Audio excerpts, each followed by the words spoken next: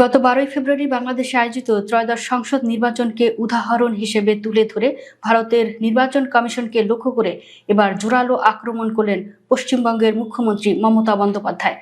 রাজ্য সচিবালয় নবান্নে সাংবাদিকদের মুখোমুখি হয়ে মমতা বন্দ্যোপাধ্যায় বলেন, দেখুন বাংলাদেশ কত শান্তিপূর্ণভাবে নির্বাচন সম্পন্ন করেছে। সবাই ভেবেছিল সেখানে সহিংসতা হবে, কিন্তু শেষ পর্যন্ত নির্বাচন শান্তিপূর্ণভাবেই হয়েছে। মুখ্যমন্ত্রীর দাবি, ভারত একটি গণতান্ত্রিক দেশ হওয়া সত্ত্বেও এদেশে নির্বাচন কমিশন হুমকি সংস্কৃতির মাধ্যমে গণতন্ত্রকে ধ্বংস করছে।